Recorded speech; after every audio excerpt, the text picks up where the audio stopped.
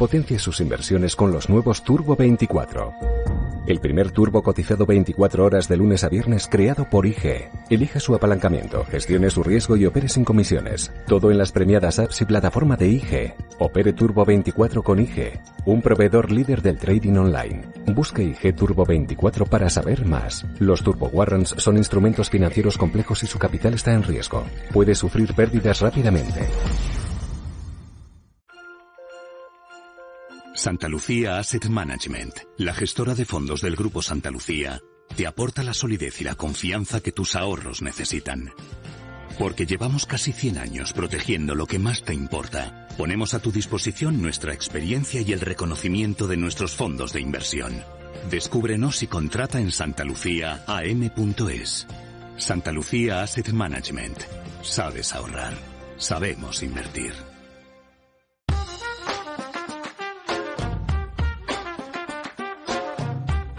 Tu dinero nunca duerme. Un programa de Es Radio en colaboración con Value School. Con Luis Fernando Quintero. ¿Qué tal, amigos? Muy bienvenidos una semana más a Tu dinero nunca duerme, el primer programa de cultura financiera de la Radio Generalista Española, un programa para aprender a invertir, para despertar nuestros ahorros y ponerlos a trabajar.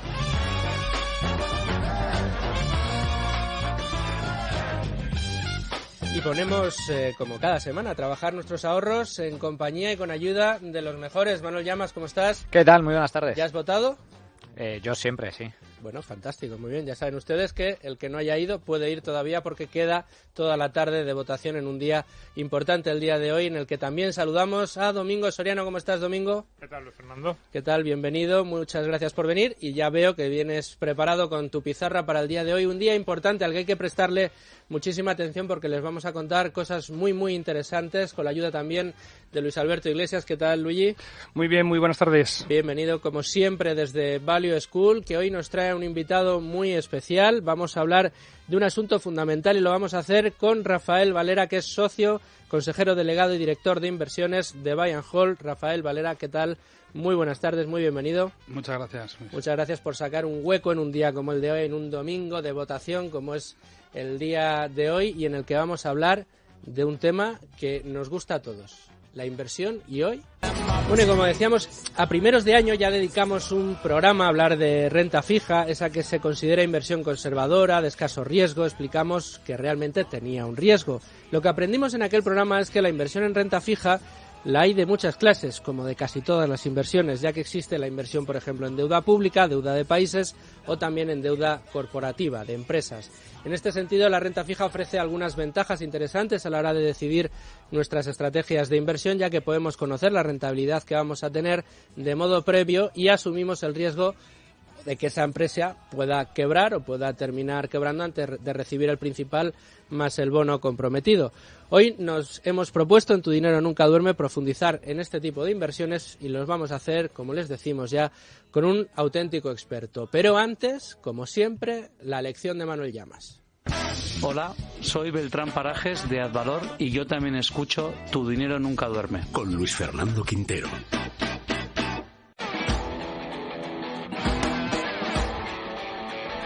Bueno, Manolo, yo estoy deseando escuchar tu lección en el día de hoy. Bueno, más que una lección, hoy, Luis Fernando, te traigo una reflexión, porque de renta fija ya hemos hablado en algún que otro programa, ya hemos hablado de sus características, de su definición.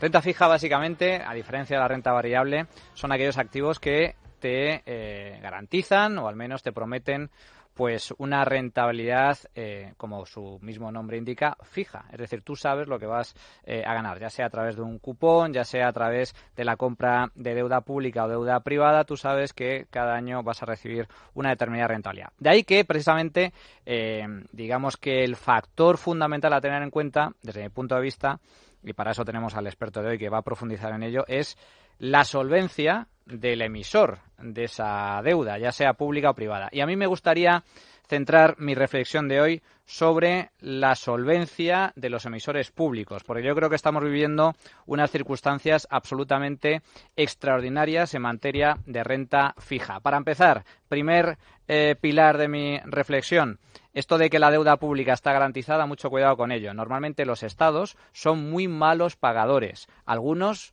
más que otros, sin duda, pero en general son malos pagadores. Entre otras cosas porque suelen realizar quitas y o esperas en caso de elevado endeudamiento o crisis económica, o directamente apuestan por imprimir billetes para intentar generar inflación. Y con esa inflación se produce también un impago de forma oculta, de forma disimulada, porque si a ti te están ofreciendo una rentabilidad del 1 o del 2% y la inflación es muy alta, automáticamente tú estás perdiendo dinero. Por lo tanto, primera punto a tener en cuenta, los estados suelen ser mal pagadores. Y en segundo lugar, algo que está de plena actualidad, y yo creo que va a estar de plena actualidad durante mucho tiempo, que es el actual contexto de tipos de interés negativos y que están afectando muy especialmente a la deuda. La deuda pública, en estos momentos hay numerosos países que emiten deuda pública con tipos de interés negativos. ¿Esto qué significa? Significa que si tú compras un bono de un determinado país, incluido el Estado español,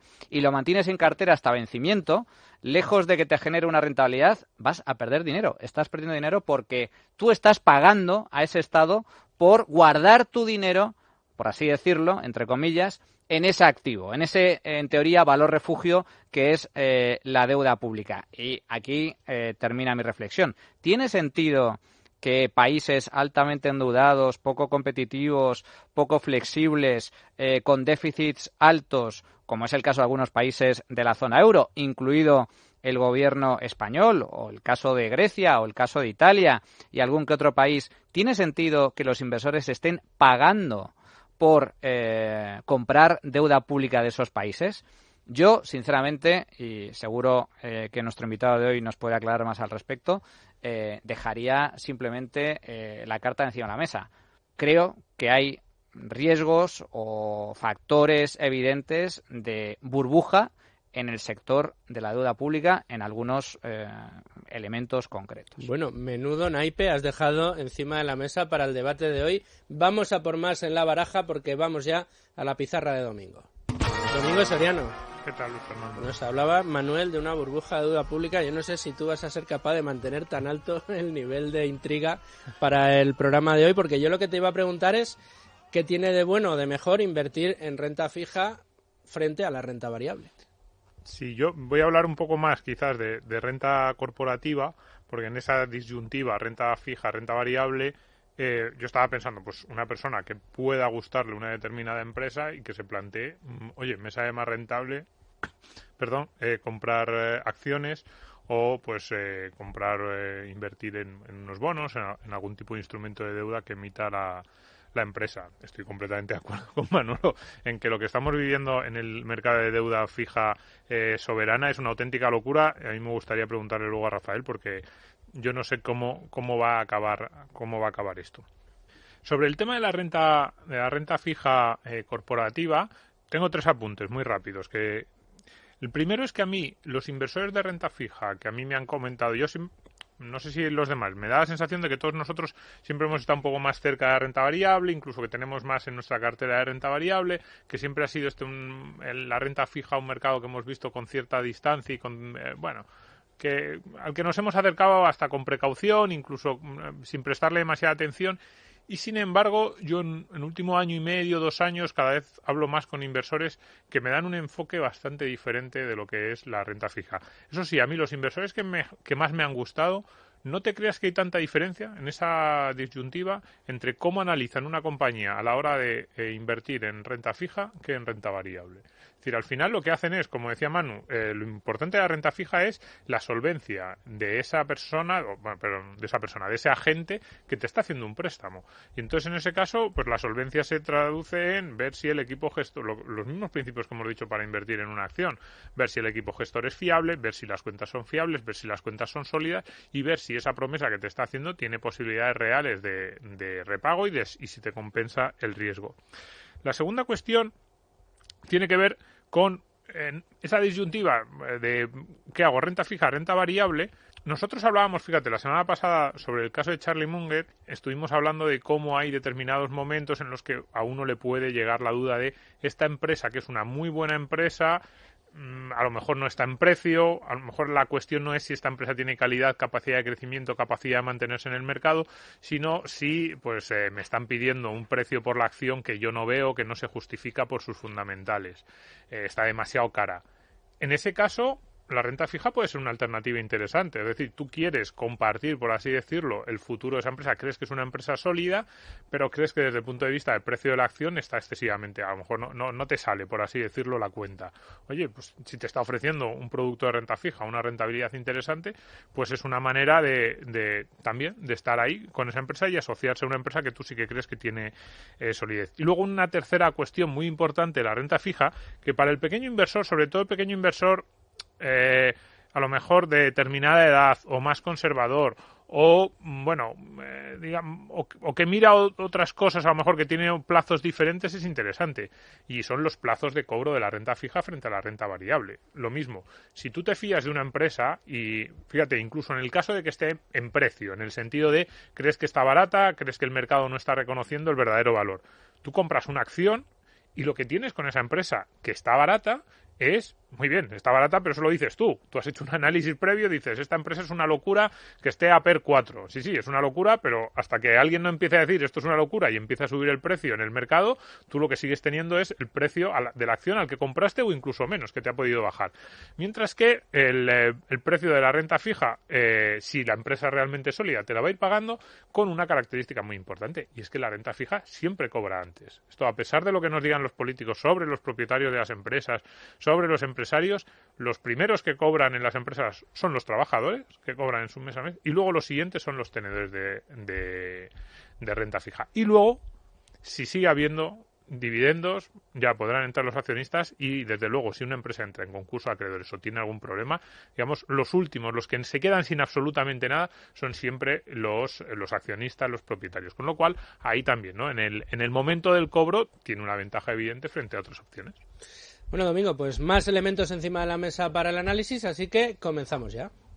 Hola, soy Francisco Rodríguez, estoy en Amiral Gestión y escucho Tu Dinero Nunca Duerme. Un programa de Es Radio en colaboración con Value School.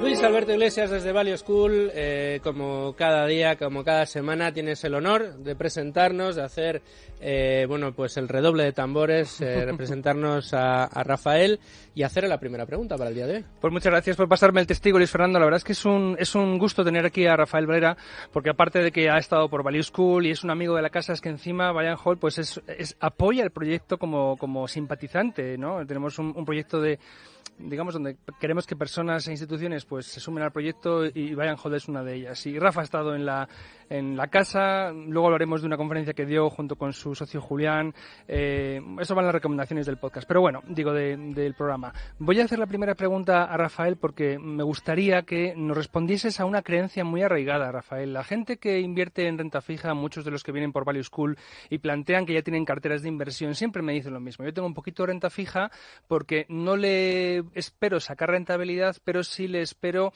que así se me reduzca el riesgo. Y entienden por riesgo realmente amortiguar la volatilidad. Entonces, renta fija en la cabeza del inversor medio es: no le esperes sacar rentabilidad, pero sí espérate que te baje la volatilidad de tu cartera. Entonces, en el entorno que acaban de plantear tanto Domingo como Manu, ¿eso sigue siendo cierto en este momento, en la actualidad? Y si no, ¿por qué razones? Las dos reflexiones del inicio, tanto de Manuel como de Domingo, pues son muy interesantes, y sí me gustaría profundizar en ellas. Me gustaría empezar un poco para darle un tono positivo, porque como siempre que se habla de la renta fija, por lo menos yo diría que desde el año 2011 hasta hoy, que estamos en el 19, o sea, en los últimos 9 años, solamente hemos oído que no hay valor en la renta fija, y a los gurús o factutums de la inversión de este país es anatema la renta fija. No solamente es un tema de herejía como inversor invertir en renta fija. Entonces voy a intentar darle un tono positivo. Entonces vamos a empezar, por ejemplo, analizando las rentabilidades desde junio del 2010 de nuestra cartera mixta, que tiene más historia, que es Picmanor. Es una SICAP.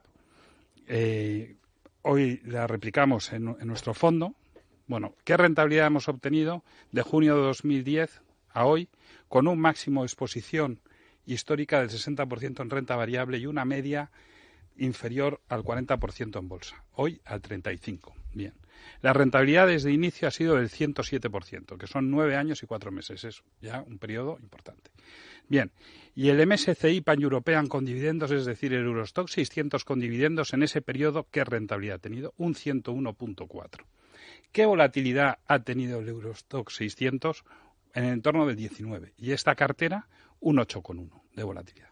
Es decir, ¿podemos encontrar valor en la renta fija? Es indubitable. Se puede encontrar valor. ¿Es sencillo? Pues ya no lo sé, pero se puede hacer. O sea, que explico. Sí a las dos. Se puede invertir con objetivo de rentabilidad de renta fija, pero es que además se puede tener una volatilidad menor que la del índice comparable.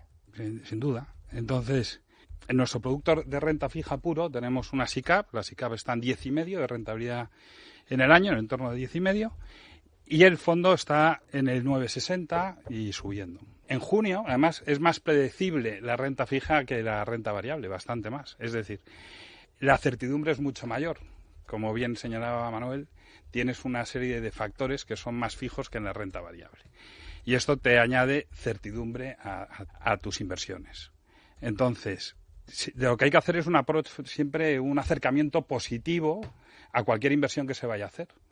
Estoy de acuerdo con Manuel que hay que tener cuidado con la renta fija pública. Nosotros en nuestro fondo de renta fija y en nuestro fondo mixto estamos vendidos del bono a 10 años español. Hemos estado todo el año vendidos del bono a 5 años alemán. Luego estuvimos de 10 años alemán y finalmente lo hemos cambiado por el 10 años español. Cuando se ha estrechado ya... A ver, si no llegamos a estar... En lugar de vendidos, llegamos a estar comprados. En lugar de un 10, tendríamos un 12% de rentabilidad. Te hago una puntualización, por favor. Explica qué significa esto de estar vendidos, porque habrá oyentes que digan, les suene un poquito confuso. Esto es lo que se llama las posiciones cortas. ¿Y por qué adoptáis una posición corta sobre un activo, en este caso, pues uno de estos bonos? ¿Y qué es lo que tiene que pasar para que salga beneficioso para vosotros? A ver, nosotros somos inversores, lo que se llama inversor value o de valor.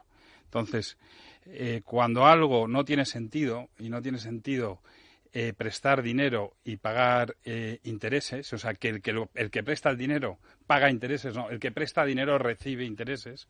Entonces, cuando esto no ha ocurrido desde los romanos, el derecho romano que yo estudié es anterior a Cristo, es decir, hace más de 2000 años esto no había sucedido, pues es como bastante absurdo. Es como alquilar una casa y que el propietario de la casa te pague al inquilino, no que el inquilino pague al propietario. Es tan sin sentido como eso. Yo a mis nietos les quiero explicar que cuando en mi calle se alquilaban casas y me pagaban por alquilarlas, alquilé algunas. Entonces, en este caso, en los bonos, le quiero explicar a mis nietos, tu abuelo esto lo vivió, sucedió y vendió los bonos. Esto nos ha costado este año bastante, porque la deuda alemana ha ahondado en su rentabilidad negativa. Ahora parece que empezamos un poquito a respirar, tampoco quiero poner, ¿no?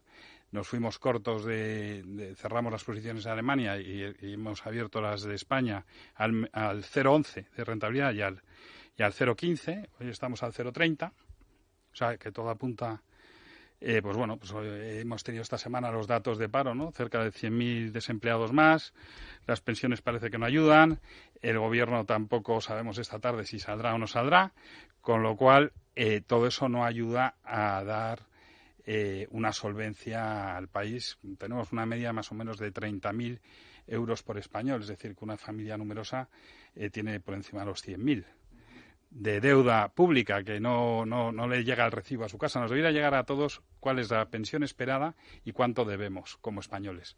Y entonces, si te llega esto todos los años, con la declaración de la renta, igual tomábamos conciencia de dónde estamos. Una posición corta lo que hace es apostar, digamos, a que el precio va a bajar más porque los tipos de interés suban. Y, claro, y si siguen bajando, os hacen una faena. Sí. Esa es la historia. Sí, pero bueno, nosotros somos inversores, estamos invertidos a largo. Entonces, estamos prestando a compañías, a empresas. Y esto es alrededor de un 15% de la cartera, que lo que nos evita es riesgo de tipo de interés. Pero la cartera de verdad es un riesgo de crédito total. O sea, los tipos de interés nos van a afectar porque afecta a las empresas. Si los tipos suben, pues las empresas encuentran una financiación más cara y tiene una serie de consecuencias. Pero el peso es mucho más importante, que la empresa nos vaya bien. Es decir, las empresas a las que estamos prestando no están tan cerca de los tipos de interés, incluso en parte, que son bancos, lo que les viene bien es que suban los tipos de interés, o sea que aquí nos veríamos incluso beneficiados. Bueno, es que se da la paradoja, andando en este contexto totalmente anómalo, como bien comentaba Rafael. Esto no sucedía, decía, desde la época de los romanos. Bueno, desde que el mundo es mundo. Es decir, es que es el mundo al revés. Es decir, es que lo lógico es que si tú prestas dinero recibas un interés a cambio, por el riesgo, por el plazo temporal, etcétera. Sin embargo, en este caso, los que prestan dinero no solo no reciben ningún tipo de interés, sino que tienen que pagar por colocar ese dinero, lo cual es absolutamente irracional. Ahondando un poco más en esto, Rafael, a mí me gustaría preguntarte sobre, precisamente en este contexto de tipos de interés negativos. Es cierto que es algo novedoso en el contexto europeo y en el contexto occidental, porque también no solo son afectados países europeos, sino otros países del mundo desarrollado, pero sin embargo es algo que viene sucediendo desde hace mucho tiempo en Japón. Se habla también de la japonización de la economía. ¿Tu análisis o tu evaluación al respecto cuál es? Es decir, ¿es, como considero yo, un activo de alto riesgo invertir en estos momentos en deuda pública, o al menos, o hay excepciones? Es decir, ¿tiene sentido que le prestemos dinero? Porque una de las diferencias también, que creo que son destacables, entre invertir en renta fija e invertir en renta variable, es que el inversor de renta variable, el que compra acciones, es propietario de la empresa. Por lo tanto, participa también de los beneficios de esa empresa. Pero en el caso de la renta fija, no es que seas propietario, es que tú le prestas dinero a la empresa, o en este caso, eres acreedor, le prestas dinero al Estado en cuestión. ¿Tiene sentido que invirtamos o que los ahorradores inviertan buena parte de su patrimonio en deuda, insisto, deuda pública, ya no quiero entrar en deuda corporativa, en deuda pública, o hay alguna excepción? ¿O tiene sentido que realmente estemos prestando dinero a estados cuya solvencia es más que dudosa? No, o sea, yo nunca prestaría dinero a alguien que piense que no me lo va a devolver, o incluso que el crédito se vaya a deteriorar. Pues no tiene mucho sentido, ¿no? Prestar a alguien hacer inversiones que pienses que no van a ir bien. No las haría, y lo que estás describiendo es algo que no va a ir bien. Eso hay que evitarlo. Pero tienes excepciones, o sea, hay cosas que dices, bueno, pues a lo mejor tiene sentido prestar a determinado país en euros con una rentabilidad X, dado que al final te encuentras en una tesitura de hay agentes del mercado que tienen que invertir, que tienen condicionantes, o por Basilea II, por ejemplo, las compañías de seguros, pues tienen que invertir en X ratings, X porcentajes, en deuda corporativa, en deuda gubernamental, porque no le consume recursos. Una serie de condicionantes que te hacen llevar el dinero, los reguladores hacen que el dinero fluya por unos cauces u otros. Pero si no tienes absoluta libertad, lo que vas a buscar siempre es el mayor rendimiento con la mayor seguridad posible. Y tienes que construir carteras equilibradas. Entonces, nosotros pues no estamos prestando dinero a esos estados que tú describes. Muy al contrario. Estamos al revés, en una posición contraria. Tampoco pensando en que a España le vaya mal. Pero, por ejemplo, hace 2 años, en octubre del 2017, compramos bonos de la Generalitat de Cataluña al 6%. Hoy no los compramos, hoy están al 2,20%. Hoy ya no se lo cree nadie. Pero hubo un momento que tan se lo creyeron que tuvo que salir el rey en televisión. Entonces ahí compramos, antes de que saliera. ¿Y pagó? No es que pague, es que cotiza al 2,54, es un bono al 2035, pues del 4% al 2 y poco, pues es una revalorización en precio del 30% en 2 años. O sea, en renta fija se puede ganar un 30% en 2 años, que es un 15% anual, sí. Y en deuda pública también. ¿Y se ha hecho? Sí. Hay que recordar que en este caso la renta fija cotiza al revés, de forma diferente a como se hacen otros activos. Es decir, cuando el tipo de interés de la deuda, en este caso deuda pública, sube, significa que el precio nominal de ese activo baja. Y al revés, cuando la rentabilidad, o sea, el tipo de interés de la deuda baja, el precio nominal sube. Bueno, pero como un garaje. O sea, un garaje, cuanto el precio sea más alto, la rentabilidad sea más baja. Y cuanto el precio es más bajo, a la misma cuota de alquiler, la rentabilidad sea más alta. Exacto. O sea, lo bueno no es nada, porque... Nada diferente a cualquier otro activo. Cualquier inversor que nos está oyendo tiene un piso alquilado, está como inquilino, como propietario, casi seguro. Oye, Rafael, y esto me gustaría puntualizar que esto es una negociación de estos títulos en el mercado secundario, es decir, vosotros no lo mantenéis a vencimiento, estas rentabilidades se han obtenido porque habéis comprado, ha pasado el tiempo y antes de que venzan, el mercado secundario, insisto, vendéis el bono y os lleváis esa diferencia en el precio. Yo no compro algo para quedármelo 30 años, las cosas evolucionan y cuando has capturado el valor que estimabas y tienes otra oportunidad, pues debes salir de ella y entrar en la siguiente. De acuerdo. Eso es muy interesante. Y en la parte de deuda corporativa, que yo creo que es para el pequeño inversor quizás sea el gran, no sé si el gran olvidado, el gran desconocido por lo menos en España. ¿Cómo hacéis vosotros la aproximación a la hora de decidiros si comprar o no renta fija, deuda de una empresa? Sobre todo, ¿comparáis esas cuentas que yo decía antes de decir cómo están las acciones de caras o baratas? ¿Me interesa comprar acciones o si no están en precio me fijo en los bonos? Directamente no tiene nada que ver, hacéis un análisis completamente diferente porque además ahora también da la sensación de que la deuda corporativa está pagando rentabilidades muy bajas. Hay empresas que están emitiendo también en negativo a muchos años, alguna gran empresa. Ahora ponemos algunos ejemplos. Por eso. Entonces, volviendo... Hay poca cultura en renta fija en España porque la fiscalidad hasta Zapatero, que quitó el impuesto de patrimonio y quitó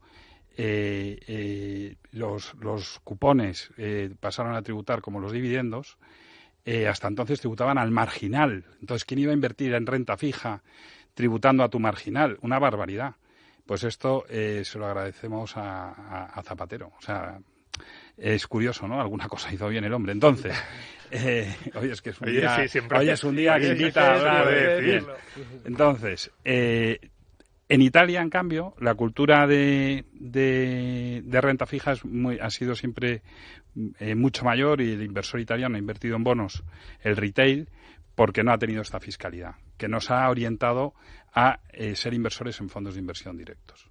Otro hándicap que tiene hoy la renta fija, después de todo el tema de las preferentes y todo esto, es que se han puesto unos mínimos de entrada en los bonos muy grandes. Es decir, entre 100.000 y 200.000 es el nominal por cada bono. Para hacer una cartera diversificada nos tenemos que ir a carteras por lo menos de 5 millones de euros. Si no, va a ser una cartera extremadamente concentrada. Entonces ya, en minoristas con 5 millones de euros dedicados a la renta fija, pues se me antoja que tienes que tener un patrimonio un poco curioso. Ya son pocos, ¿vale? Bien, entonces, el análisis es muy parecido al de renta variable, pero me atrevo a decir que es más sencillo. Porque en renta variable tenemos que buscar una empresa que vaya a destacar, que vaya a, perdonad que hable así, performance, que vaya a funcionar mejor que el índice, por lo menos, porque si no, para eso nos compramos el índice y nosotros somos gestores activos, es decir, se trata de batir a los índices con dividendos. Con lo cual, ya la labor no es sencilla. En renta fija, si la compañía va bien o va mal, nos importa, pero mucho menos, porque no se trata de que haya una revalorización de la acción, no, se trata de que me devuelvan el dinero o que mejore su calidad crediticia. Entonces, como se tiene que dar la combinación, además de que me pague algo, tengo que coger compañías que están reguleras, ¿vale?, que nunca compraría el equity, o algunas tenemos el equity y tenemos el bono, pero las menos. Porque además muchas veces para el equity buscamos compañías sin deuda. Entonces, es muy difícil encontrar bonos de Facebook o de Google. ¿Te refieres a comprar las acciones de esa compañía? Sí, correcto. Entonces, pongo un ejemplo. Nosotros somos acreedores de Antolín. Antolín no lo conoce nadie porque no cotiza. No lo conoce nadie. En Burgos lo conoce todo el mundo. Quiero decir, no lo conoce nadie en general. En cambio, Gestamp, como sí cotiza, sí se conoce. Correcto. Pero las dos son dos compañías familiares y las dos se dedican a componentes de automóvil. Pues resulta que el 85% de los coches que circulan por Europa tienen algún componente de Antolín. Es decir, es muy raro que conduzcamos nosotros, que estamos aquí, un coche y no tenga algo fabricado por esta familia de Burgos. Bien. El apalancamiento no es tan desastroso de esta compañía, aparte de poder salir a bolsa. ¿Para qué? Para buscar una ampliación de capital, para buscar inversores nuevos, en definitiva, para reforzar la solvencia. Pero no está en esa situación, ni muchísimo menos. Pero hemos visto esos bonos pues cotizando a 6, 7%. Cuando se emitieron al 3,5% de cupón. Y tampoco la compañía en esos 2 años ha empeorado tanto. Y una pregunta. Cuando hablamos con los gestores value clásicos de renta variable, nos dicen, yo solo me compro, o uno de los lemas clásicos es, yo solo me compro una porción de la empresa si me comprar, digamos, si fuera una empresa que si yo pudiera me la compraría entera, el 100%. Es un clásico de los value que te dicen, yo cuando compro una parte de una empresa soy propietario y mi idea sería algo así, si me pudiera comprar la empresa al 100% me la compraría porque estaría justificado. Tú decías antes que, bueno, la operativa en renta fija no es esperar, como decía Luigi, a que venza el bono, pero el planteamiento que vosotros hacéis a la hora de comprar un bono es, yo compro este bono porque creo que efectivamente, digamos, si tuviera que mantenerlo hasta el momento del vencimiento, me daría esa rentabilidad, creo que me pagaría, o lo hacéis más especulando sobre si el bono va a subir o bajar en ese mercado secundario. Lo primero que busco es una rentabilidad, es decir, que construir una cartera que me dé un retorno. Como este programa se llama Tu dinero nunca duerme, bien, nuestras carteras de renta fija el fin de semana, que no hay mercado, corren cupón. Es decir, nuestro dinero no duerme. Nuestro fondo de renta fija cada día te da 3 puntos básicos. Uno. El fin de semana pasado, que fue puente, nos dieron 3 puntos básicos. Es decir, cuando hacemos la valoración el lunes, las carteras de renta variable valen lo mismo que el viernes, pero las de renta fija 3 puntos básicos más. Es decir, si fuera 365 días, pues dividimos entre 3, saldrá 100 y pico, ¿no? Eso es lo que nos da la cartera, nos da un 3 y pico, cada día son 3, he dicho mal, un 3 y pico %. Es lo que nos daría la cartera. Entonces, las carteras de renta fija no duermen, pero literalmente, porque puedes dividir su rentabilidad entre 365 días al año y lo único que tienes son fluctuaciones de mercado en función de cómo se valore esos créditos, esos bonos, cada día. Entonces, nosotros no querríamos ser el único acreedor de una compañía, porque entonces tienes una negociación muy complicada con el señor que te debe tu dinero, porque ya el problema empieza a ser tuyo. No. Entonces es muy bueno estar acompañado por bancos que pueden refinanciar la deuda. O sea, ves muchas compañías que a los bancos les deben tanto dinero que los bancos no quieren que esa compañía caiga y sabes que van a refinanciar, que van a arreglar el problema. Demasiado grande para caer, ¿no? En la famosa... Sí, bueno, voy a poner ejemplos positivos que hemos tenido este mes de octubre, que acaba de terminar, ¿no? Por ejemplo, éramos acreedores de Nordex, una compañía alemana de aerogeneradores, cuyo 30% es de Acciona. Dices, oye, ¿a Acciona le interesa que esto caiga? Compramos los bonos al 8%, no está mal. Hoy cotizan a niveles del 3%. Entonces, no solamente no está interesada en que caiga, sino que la ha opado y va a ampliar capital en 100 millones. ¿Vale?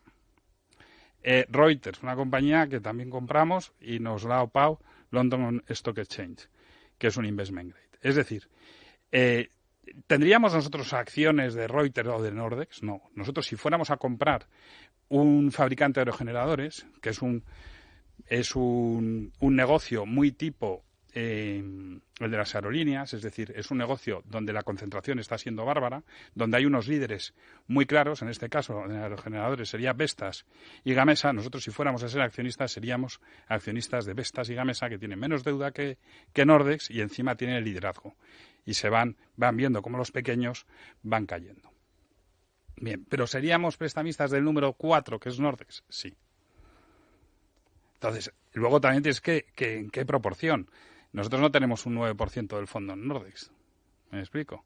Nosotros cuando tenemos peso, tenemos en cosas que pensamos que el riesgo de rentabilidad es súper atractivo. Entonces, por ejemplo, estamos en deuda subordinada bancaria española con unos pesos fantásticos. Te paga mucho más la deuda subordinada bancaria que el ROE del banco. Te puedo poner el ejemplo, por ejemplo, pues de Ibercaja o el ejemplo de Cajamar, donde tienes al regulador forzándoles a aumentar la capitalización, a aumentar las provisiones, en definitiva, a aumentar su solvencia porque no quiere tener más problemas de los que ya hemos vivido. Con lo cual, lo primero es la solvencia.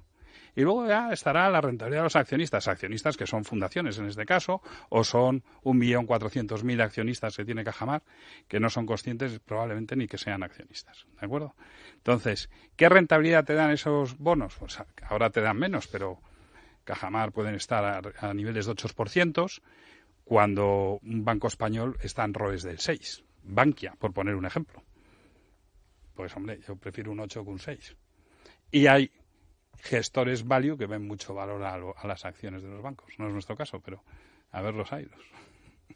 Rafael, hace 2 semanas, si la memoria no me falla, teníamos aquí a Iván Martín y estuvimos hablando del concepto de interés compuesto. Una de las preguntas que salía en la mesa era qué tipo de inversiones teníamos que hacer para ganar esa magia, ¿no?, del interés compuesto año a año y que era interés sobre interés. Y uno de los activos que no gozaba de esa característica, según hablamos aquel día, era la renta fija. Yo no sé si vuestros fondos de renta fija o las inversiones que hacéis pueden tener ese efecto del interés compuesto, y si no lo tiene, ¿qué ventaja tienen en su Pues yo a Iván Martín le invitaría a que coja y viera cómo estaba el strip español a 30 años, que es más compuesto no puede ser porque es un cupón cero, es decir, hasta el vencimiento.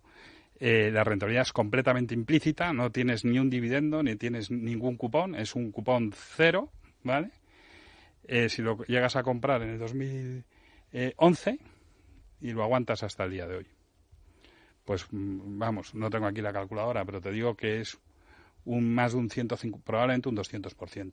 Te hablo así de memoria. Pocas carteras de renta variable hayan dado ese performance, pero casi con total seguridad. Pero lo mismo te puedo decir de un strip italiano. ¿Quién es el visionario y tal? Yo compré strips ahí creo que cotizaban incluso al 7%, compré poco.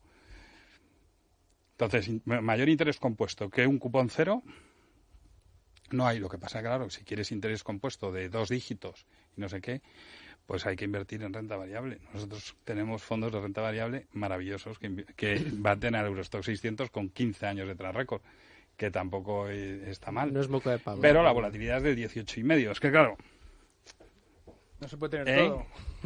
No, está claro, pero que está bien que vayamos aclarando cómo funcionan unas cosas y otras. No, desde luego, una rentabilidad en menos de 10 años del 200% no lo da cualquier cosa. Oye, Rafael, háblanos de los fondos mixtos, o creo que lo llamáis flexible en buy and hold, ¿no? Es decir, la ventaja de invertir en una cartera que tenga tanto que invierta en crédito, como tú dices, que me parece una expresión muy, muy bonita y muy acertada, y luego también que compre acciones de empresas a largo plazo. Esa combinación, ¿por qué resulta ventajosa para el partícipe?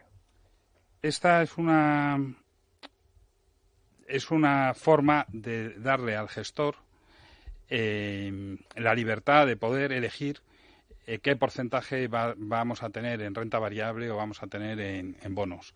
Para eso tienes que tener criterio de renta variable y de bonos. Y yo te diría que en nuestro caso manda la renta variable, la renta fija. Si nosotros pensamos que podemos lograr 2 dígitos de rentabilidad volviendo en renta fija, entonces invertiremos en renta fija versus en renta variable, porque la certidumbre es mayor y la volatilidad es menor. O sea, certidumbre y volatilidad van bastante de la mano. Te pongo el ejemplo, para no irnos muy lejos, no al 2012, ejemplo del 2017. El año 2017 los mercados subieron alrededor del 12%, una cosa así, el Eurostock. O sea, nuestra cartera de renta variable hizo un 14,90, nuestra cartera mixta hizo un 14,20. Bueno, pero es que, insisto, con la mitad de volatilidad y con una exposición a bolsa del 40%. Entonces, ¿se pudieron conseguir rentabilidades del 14% en bonos? Sí. ¿Y en la prehistoria? No, antes de ayer. ¿Y en el 2018 la gente decía que había valor en la renta fija? No. Y los mismos que decían que no había valor y que seguirán diciéndolo el año que viene son gente que no ha comprado un bono en su vida. ¿De acuerdo? Porque claro, no hay nada como hablar de dulce sin haber probado el dulce. ¿Me explico? Sí, ¿no? ¿Cuál es el principal riesgo que deben tener en cuenta los inversores a la hora de invertir en renta fija? ¿Es más una cuestión de solvencia o es una cuestión de precio? Lo más importante es la solvencia, porque si la compañía quiebra, estás en el concurso de acreedores, la quita, depende del negocio que sea, pues me estoy acordando de Pescanova. Bueno, el caso de Pescanova es quizás algo particular, porque no solo, es decir, quebró, pero cabrón, fue Sí, entonces yo los compré en distress, compré los bonos a 12, pensando que pues que el recovery value, la recuperación, pues sería en torno al 25, pero es que la estafa fue tan gorda que allí no quedó nada, ¿no? Entonces, decir que... Y una pregunta, ¿cómo consigues, digamos, encontrar ese valor o discriminar esos bonos al 8 que no se merecen, entre comillas, estar al 8? Quiero decir, nosotros siempre lo hemos dicho, y yo a la gente que me pregunta, pues por ejemplo, las casas de las preferentes, cuando yo digo, es que me decían que las preferentes era como un depósito, pero me pagaban el 8 cuando el depósito pagaba el 2. Digo, mira, si te pagan el 8 y no el 2, es por algo, es que hay mucho más riesgo. Si a mí me dices, una empresa que paga un bono del 8, un cupón del 8, mientras otra te paga el 2, digo, cuidado, si te pagan, en un producto similar, te pagan un 8 frente a un 2, digo, eso es que la empresa del 8 todo el mundo la percibe como muchísimo más arriesgada. ¿Cuál es el criterio? Claro, por eso digo, ¿cuáles son los criterios que utilizáis vosotros para decir, no, es que estáis valorando mal o a esta empresa el mercado le está pidiendo un nivel de rentabilidad que no se merece o que no es más arriesgada esta empresa que la que está pagando 3 veces menos? No todo el mundo conoce el mercado, el mercado no siempre tiene razón en ese sentido, por eso hay oportunidades de valor, nunca mejor dicho. Y luego hay unos aliados estupendos que son las agencias de rating, que son los mejores para no hacerles caso. Es decir, está bien eso. Es fantástico. Y hay mucha gente que en el momento que salta y entra en high yield, su fondo es de investment grade y entonces no le permite tener high yield, con lo cual se ven forzados a vender. Entonces, forzado a vender un porcentaje muy grande, fuera. O las compañías de seguros o los bancos tienen que provisionar o les consume más capital, tienen que vender.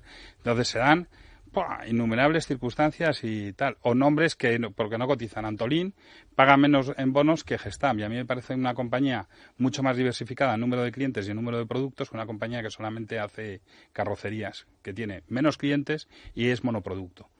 Y el apalancamiento es muy similar. Y son familiares las dos, solo que una ya ha salido a bolsa, la otra no. Entonces, igual que ves que te cae un día el 12 y te sube el 9, Gestamp, intentar buscar el sentido de por qué cae el 12 y sube el 9 al día siguiente, para mí es imposible y no me lo pregunto.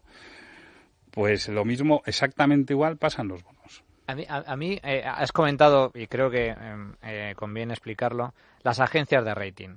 Las agencias de rating son unas empresas que se dedican a ponerle nota a la solvencia de empresas e incluso estados.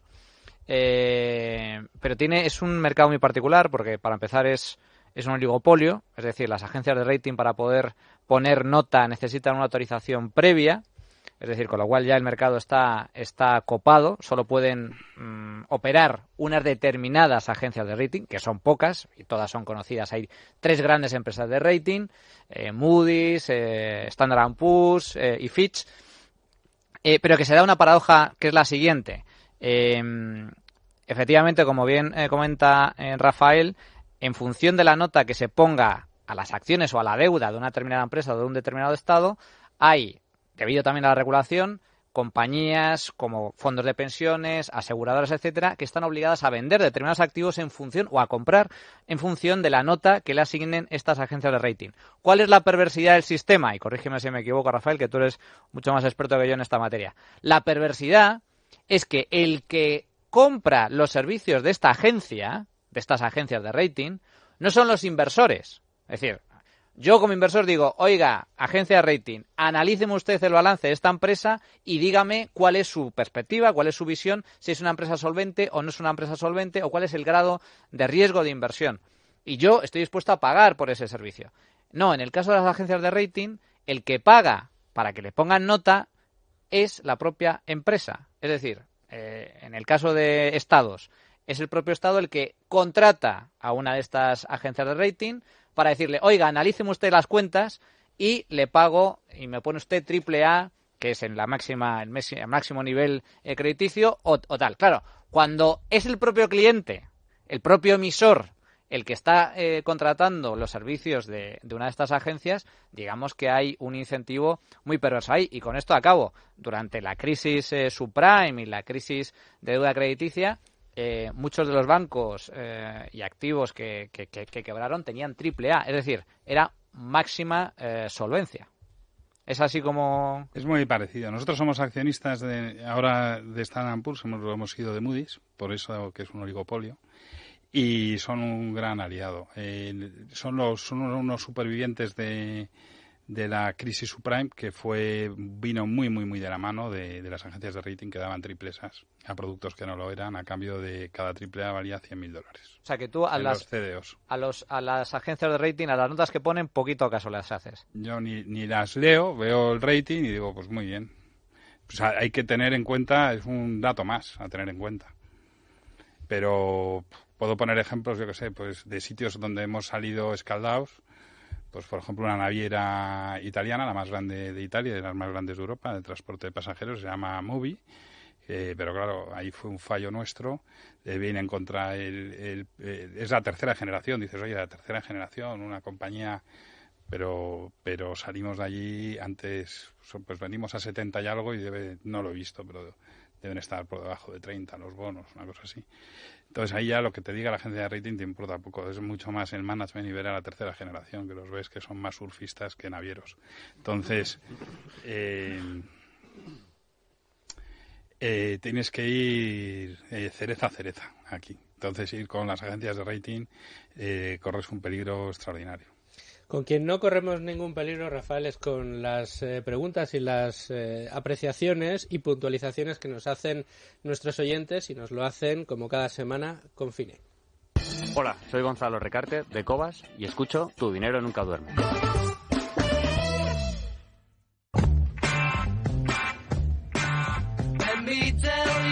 Vicente Baró, de Finet, ¿cómo estás? Muy bien, fenomenal. Bienvenido una semana más. Además te veo ya ahí con el consultorio preparado. Hemos tenido muchas preguntas esta semana. Tenemos cositas. Bravo.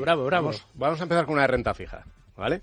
Que yo creo que la gente se ha quedado un poco, aunque el fondo que cerró no era de renta fija, de Woodford en Reino Unido, pero sí con el tema de la liquidez. Entonces hay una pregunta aquí relacionada con la liquidez de la renta fija, que normalmente se dice que en las empresas no es tan alto como en las acciones. Dice riesgo de liquidez en la renta fija. Dice, ¿qué podría pasar en las carteras de renta fija si de repente hay un pico de iliquidez en el mercado, en este activo, porque llegue la crisis o lo que sea?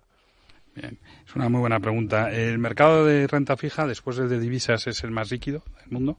Y un poco por situarnos, los volúmenes son mucho mayores en la deuda que en las acciones.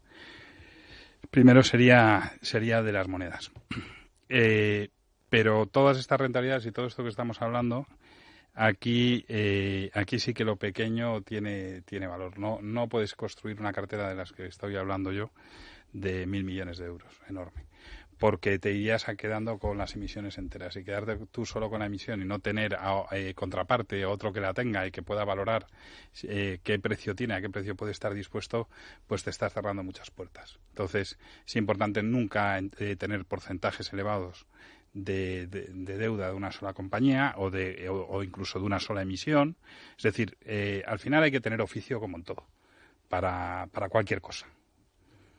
También para valorar el tema de la liquidez. Y luego, todas las gestoras españolas tenemos unos test de estrés de liquidez que nos acaba de hacer la CNMV, pero aunque no nos lo hiciera, que te exige el regulador y que además es sano tenerlos, y nosotros en nuestro caso lo reforzamos porque no nos conformamos con los consejos que vamos a decir estándares, ¿no? Sino que nos gusta tener todas nuestras carteras muy líquidas, también las de renta variable.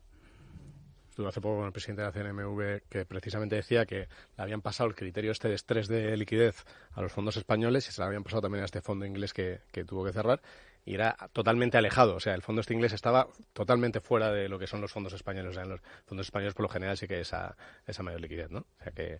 La segunda pregunta. La hace Luis y dice, diversificar en fondos distintos o invertir en el mismo. Dice que lo que quiere hacer es una aportación recurrente, dudando eso, si lo hace siempre al mismo fondo o si lo va haciendo en distintos fondos. ¿Tu opinión como experto, Rafael? Yo, cada uno que invierta, yo todo el dinero de mis socios y el mío está en nuestros fondos. Si pensáramos que es mejor tenerlo repartido, créeme que lo tendríamos repartido.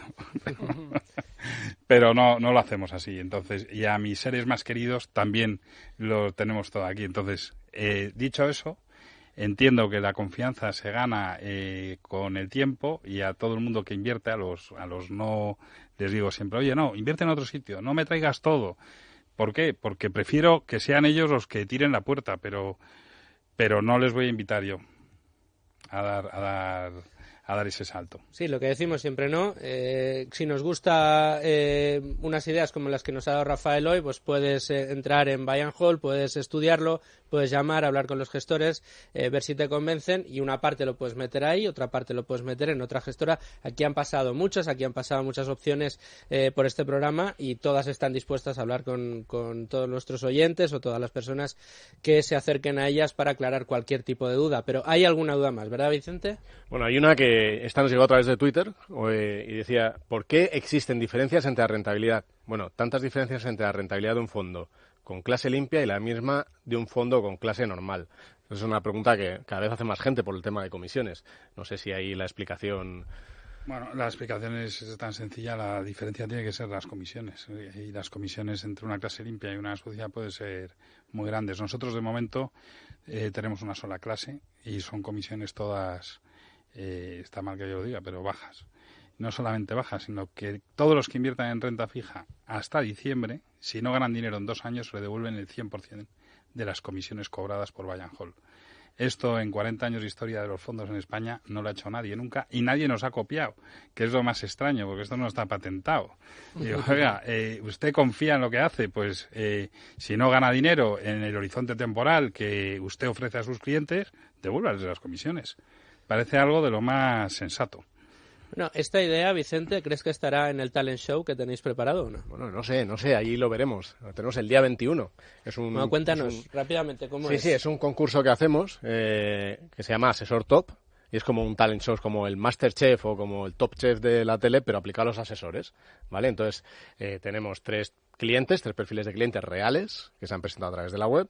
Distintos asesores han hecho propuestas de inversión para esos 3 clientes, y el día 21 de noviembre, aquí en Madrid, en un evento, el que quiera asistir, pues que ponga Finect Asesor Top y le aparecerá en Google, hacemos la final. En la gran final tienen 5 minutos para defender los finalistas delante de cada uno de los clientes la propuesta, y la gente vota online y demás. Es un concurso que hicimos para dar visibilidad al buen asesoramiento financiero, y bueno, ya veremos si alguna de las propuestas tiene alguno de los fondos de Buy and Hold ahí entre las proposiciones o no. Bueno, pues ahí lo veremos, y veremos también si entre los asesores o los clientes también encontramos a nuevos oyentes de Tu Dinero Nunca Duerme. Muchas gracias, Vicente, por ese consultorio. Nos vamos ya a las recomendaciones de Value School. Hola, soy Iván Martín de Magallanes Value Investors, y yo escucho Tu Dinero Nunca Duerme. Tu Dinero Nunca Duerme. Un programa de Es Radio en colaboración con Value School, con Luis Fernando Quintero.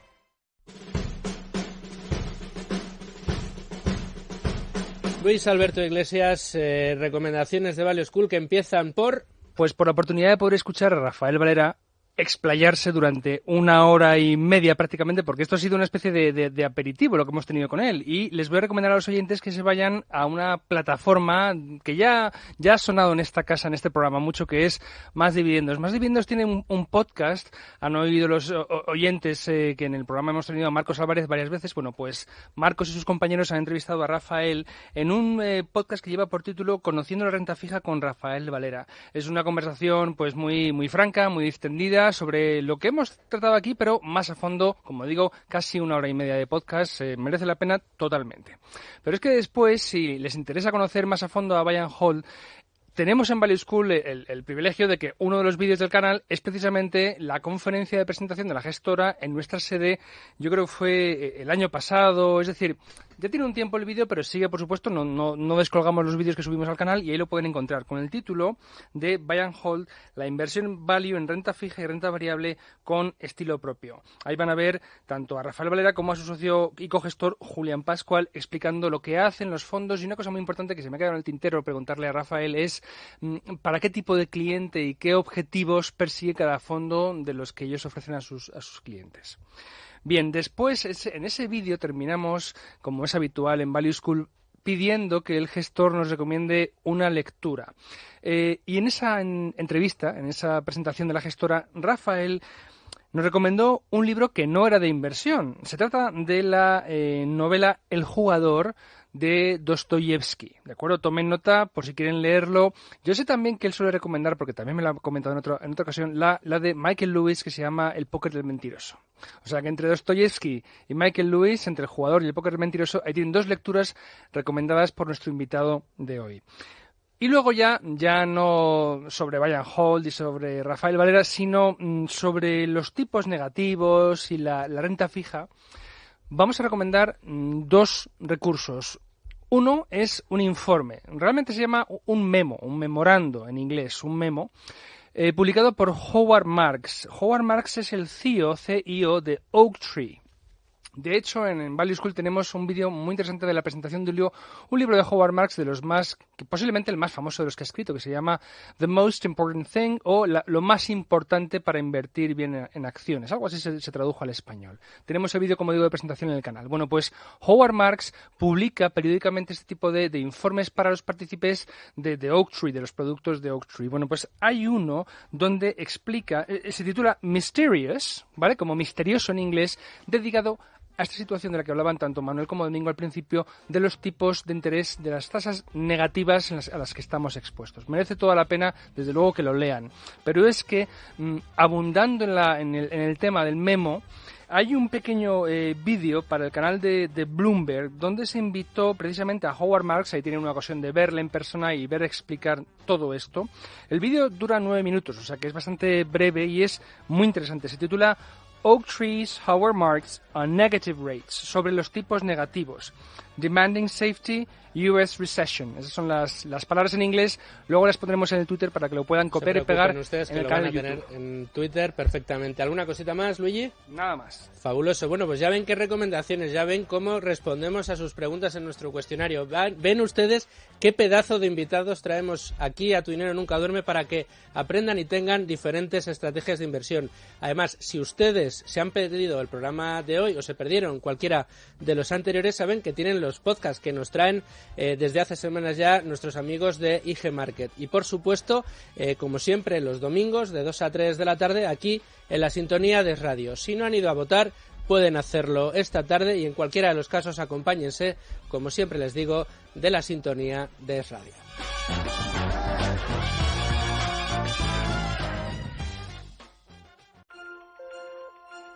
Santa Lucía Asset Management, la gestora de fondos del Grupo Santa Lucía, te aporta la solidez y la confianza que tus ahorros necesitan.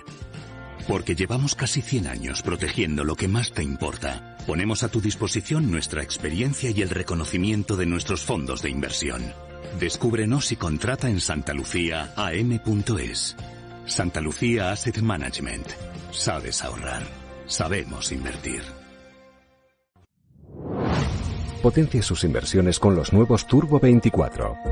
El primer turbo cotizado 24 horas de lunes a viernes creado por IG. Elige su apalancamiento, gestione su riesgo y opere sin comisiones. Todo en las premiadas apps y plataforma de IG. Opere Turbo 24 con IG, un proveedor líder del trading online. Busque IG Turbo 24 para saber más. Los Turbo Warrants son instrumentos financieros complejos y su capital está en riesgo. Puede sufrir pérdidas rápidamente.